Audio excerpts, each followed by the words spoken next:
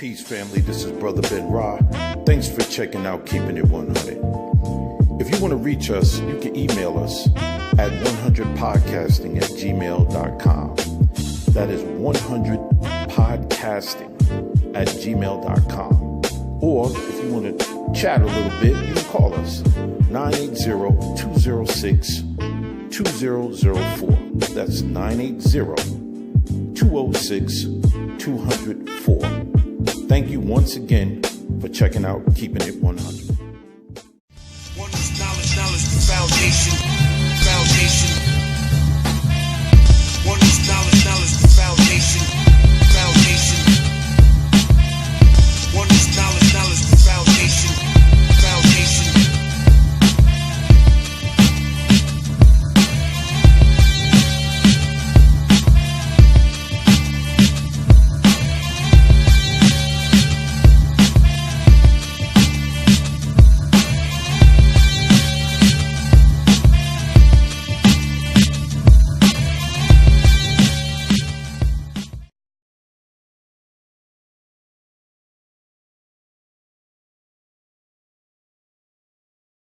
Ben Ra with my co-host, Sister Joy Cook, who's right here on the side. And we got the what's happening? And we got the great, let me tell you something. This man right here is a legend in his own right. Okay? If you don't know, now you know. We got the great Buff Jazz Dillard in the building. What's happening, my brother? Everything is good, bro. Yes, How sir. you doing? Yes, sir. Everything good. Good. Thanks for having me. Yes. Buff, we're going to start with this. Pretty much, how did Buff Jazz Dillard get started in this music business? What inspired you to be the legend that you are today? Well, first of all, I have to give honor to my Heavenly Father. Absolutely. I didn't ask for any of this. Right. My family, on my dad's side, is totally like music. Okay. The word. Okay. Right. So he and all of his brothers were musicians, or are musicians, the ones that are still living. And I just grew up around music, around the house, the talk, at family get-togethers. Right. My grandmother's house, my father's mother, in church. Right. And it's always been a part of my life ever since I was a baby. Okay. I had no idea Right. that I would be where I am today. Right. I appreciate the kind words and accolades. I don't see myself as a legend. I probably never will. Right. I'm just happy to do what God has me here doing. Yes. At this time on this earth. Yes. Touching people by use of my craft, my gift. Right. And I like to call it my destiny. Many times I've tried to walk away and it just didn't work. Right. I got you. I mean, I've listened to some of your music on Facebook. Okay. And I've checked out, of course, you performed at Joy's event that she had, not that long ago over in Fayetteville. Right. But I mean, it's nothing like seeing you with your band and how you do things. Yeah. I mean, I've checked that out. I sat there just listening. I said, man, this brother's on point. And I know Joy has told me about you, in the past. In the recent past, like, this brother is on point, and you got to see him. You got to see how it works, So, but let me ask you this: how did you actually get started? Who were your influences?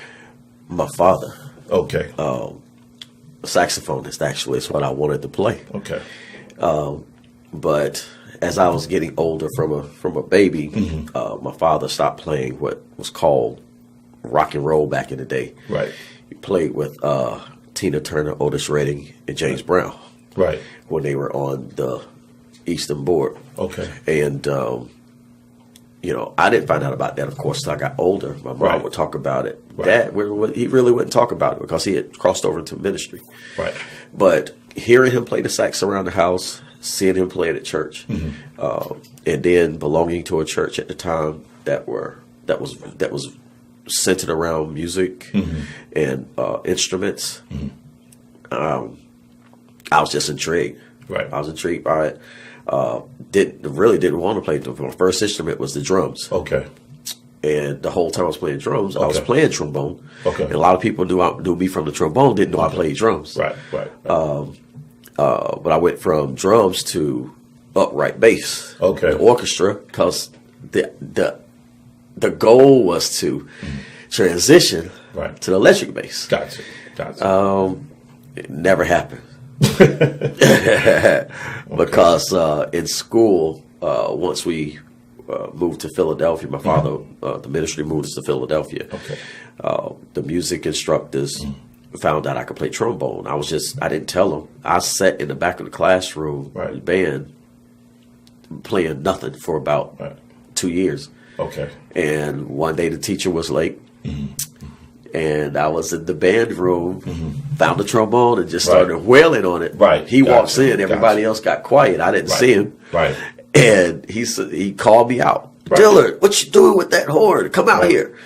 And the rest was history. He That's what's up. put me on inner city, all city jazz bands with other schools. Right. I got a chance to play with Count Basie before he passed. Oh, got a that's great. chance to kick it with Pieces of a Dream. Right.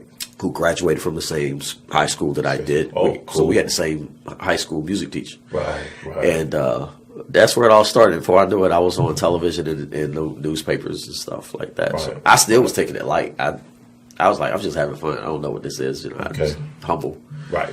But it budded into Okay. something that you see now. Okay, so tell everybody where are you from? Are you from the Charlotte, North Carolina area, or are you from a different area? I'm actually born. I was born in Greenville. Greenville. Okay. Greenville, South Carolina. Okay. Born, half raised. Oh, gotcha. So Gotcha. my father going into ministry, the ministry moved us around from place to place, Right. and therefore we lived in Anderson, South Carolina, Okay. for about I would believe it was maybe 2.5 years. Okay. Then Deering, Georgia. Never heard of Deering. No, a lot of people don't even know what that is. What is that at? We lived in Thompson, but the church was in Deering. Okay. It's way deep down south, real hot. Down south. Down south, and we were there 3.5 years, and then the ministry moved us to Charlotte. Okay. We were in Charlotte 7.5 years, Okay. close to 8 years, Right. before moving to Philly. Right. And so that's why I decided to come back to Charlotte. I mean, I lived here growing up longer than anywhere else, and I Right. fell in love with it. When I came back, it wasn't what I thought it was. Gotcha. Because I'm older, things Right. change, Right. people change. But decided to just set up here. And I didn't leave. And my parents, eventually my sisters, they moved back to Charlotte. So Gotcha. we're all here now. Well, so how was the music scene when you came back to Charlotte? How was the music scene when you actually started to get into performing and matter of fact, first off, your band. Yeah. Your band is great. Thank you. How did you find them boys? well, I mean, shout out to the band. Yeah, shout out to the Y'all are guys. no joke. Bone okay? Jazz crew. Yeah. Tell us how you connected with those brothers. Well, when I first came back to Charlotte from Philly, I actually went to Greenville, then back to Philly, and then to Charlotte. Okay. It's a whole nother story. All right. Yeah, We'll talk about that. It's another some 2 other time. hours. But yeah. We'll get to it. Yeah, that's some stuff you might need to know. But anyways, when I got back here, I was performing in churches. Okay. And I stopped. I mentioned earlier that I tried to leave it alone. It just didn't work. I Okay. stopped, and because I just didn't feel like it was going anywhere. But I was having, and this might be off the beaten path, but I'm going to tell you anyways. I was having these sounds in I've always heard music up above my head. Okay. I call it crazy, call it a gift, whatever. I can right. hear, and what I hear, I can play. Right. Perform is a gift. But it was unique. It was the trombone out front of a jazz band opposed to the lead guitar, trumpet, a vocalist. Right. And so I decided one day to try to put it together. After playing in several churches and with Pastor John P. Key during that whole time I was with him, and I decided, look, this is not going anywhere, and not where I wanted to go. Right. I just felt lost, alienated. Gotcha. So I started hearing these tunes, and I started putting them together. I built a studio, and started messing around with the keyboard. Da da da da da. I said, okay, so how can I make this come to life? Right. Because nobody's doing this. Right. This is before a whole lot of trombonists that you hear of today. And I'm like, I want to do it. I believe I can make it work. And the band I have now is not the same band. This is probably maybe the third or fourth crew. Okay. You know, but keep in contact with all those guys. Yeah. I keep in contact with everybody that's ever performed with me, and they're on a list. I'm marketed as a solo artist. I subcontract my musicians to come and perform with me, whether I'm here, Atlanta, Alabama, Maryland, Charlotte, Columbia, all the areas that I perform in, Philly. Yes. So that's how that works. Okay. You know, it wasn't always like that. We were a band, Right. and the original name of the band was Unique Blend. Okay. Those cats still around. They can Okay. still get down. Okay. I got you. Been thinking about doing a reunion album, but You should. We're thinking about it. You should. We're thinking You about should it. because, like I said, some of the sounds that I've heard is absolutely on point. Thank you, man. Yeah, Appreciate you're welcome, my brother. And hit now. How about some of your influences from back in the days?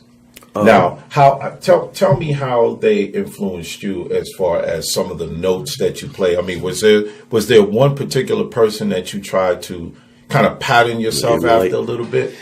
There isn't. Okay. I've always strived and dreamt and desired with all of me, Okay. the core, to be different and do something different. Right. If you talk about people that inspired me, there's one trombonist, Right. and I would have to say the only musician. It's my uncle Daniel. Okay. Daniel Dillard. He toured.